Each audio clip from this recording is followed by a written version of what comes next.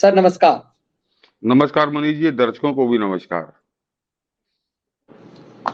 Sir Vikram हमारा विक्रम चांद से तस्वीरें भेज रहा है और दुनिया भारत के इस उपलब्धि पर भौचक है। शिव शक्ति पॉइंट रख देने से ये कि अब भगवान शिव का जाप धरती पर हर किसी को करना पड़ेगा उसके नाम लेने से। मैं देख रहा था पाकिस्तान में कुछ लोग जो है यूट्यूबर्स उस पे कह रहे हैं कि चांद पर कैसे काफिर पहुंच जाएगा, उस पे कब्जा, मतलब उनके झंडे पे चांद है तो चांद उनकी बपौती उन्हें लगता है, ऐसा कि उनके मजहब से जुड़ा हुआ है। ये खेल यहां पर भी हो रहा है, लेकिन असल खेल भारत के खैराती के कर रहे हैं। प्रधानमंत्री मोदी से नफरत में इस स्तर तक ये जा रहे हैं कि भारत द्रोह, सनातन द्रोह पर उपला गए हैं। हाँ मनीष जी, और इसका सबसे पहला उदाहरण हम लोग दर्शकों को दे कि प्रधानमंत्री मोदी ने चंद्रमा पे जो लैंडिंग जिस पॉइंट पे हुई, जिस जगह पे हुई, उस लैंडिंग पॉइंट का नाम उन्होंने जब शिव शक्ति रखा, तो आप सब लोग जानते हैं कैसा ये तड़पे कल्पे, सेकुलर तड़पे, खैराती तड़पे, कांग्रेसी छाती पटकने लगे, खोपड़ी पटकने लगे अपनी।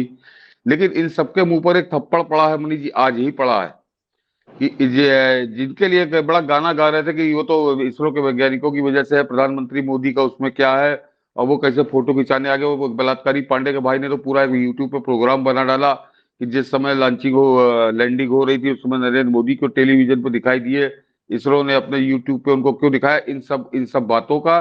और प्रधानमंत्री द्वारा उस लैंडिंग पॉइंट का नामकरण शिव शक्ति किए जाने का बहुत शालीन तरीके से बड़ा जबरदस्त जवाब दिया है इसरो चीफ एस सोमनाथ जी ने।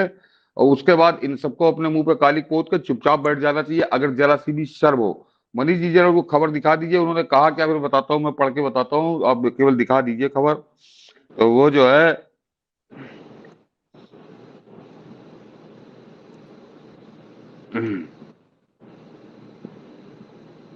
इसरो चीफ सोमनाथ जी ने उन सभी खैराती सेकुलरों के मुंह पर स्याही पोत दी है जो प्रधानमंत्री द्वारा चंद्रमा पर चंद्रयान के लैंडिंग पॉइंट का नामांकन शिव शक्ति किए जाने पर अपनी छाती कूट रहे थे, अपना सिर पटक रहे थे।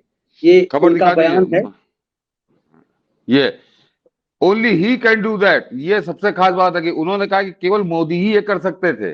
ये ही can do that. ISRO chief Somnath on Indian soul sounding name of Chandrayaan 3 landing site given by PM Modi. ये उन्होंने कहा है कि केवल मोदी ही कर सकते थे।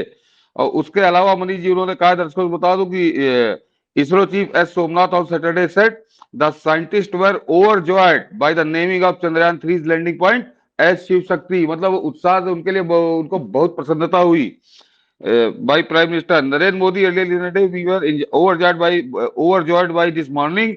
It is conventional for space people when as such extra planetary event takes place. We generally name such locations. It is customary, but it is very spontaneous for him to identify a name that is more Indianized and Indian sounding. It is something very unique.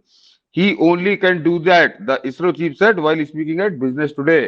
तो इससे बड़ा थप्पड़ जो इससे बड़ा थप्पड़ सचमुच नहीं हो सकता कि ओवरजॉयड थे इसरो के साइंटिस्ट उनके इस नामकरण पे होकर। और सबसे खास बात उन्होंने कहा कि ये केवल मोदी ही कर सकते थे। बनी बड़ा लंबा इंटरव्यू है, बड़ा लंबा उनका वक्तव्य है। उन्होंने कहा कि प्रधानमंत्री मोदी ने जो उत्साह, जिस तरह से हम लोग को उत्साह वर्धन किया, सहयोग किया, समर्थन किया, वो अभूतपूर्व है और उनकी हमारी सफलता में उनकी बहुत बड़ी भूमिका है। और सबसे खास बात जो एक अलग से खबर है कि जो महिला वैज्ञानिक हैं उन्होंने तो कहा कि हमारे प्रेरणा स्रोत ही इस देश के प्रधानमंत्री हैं।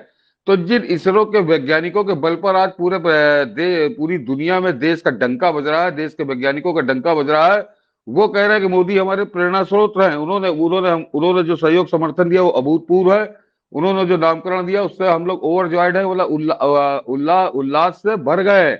और ये खैराती उस पर अपना सर पीट रहा है, छाती पीट रहा है। तो समझ लीजिए ये देश दुनिया से कितना बाहर है। इनका आम जनमानस से, देश की वास्तविकता से, देश की सच्चाइयों से इनका कोई लेना देना नहीं है। तो सबसे पहला तो थप्पड़ इनको उन्होंने ही जड़ दिया मनीष जी। तो ये एक बहुत बड़ी उपलब्धि है।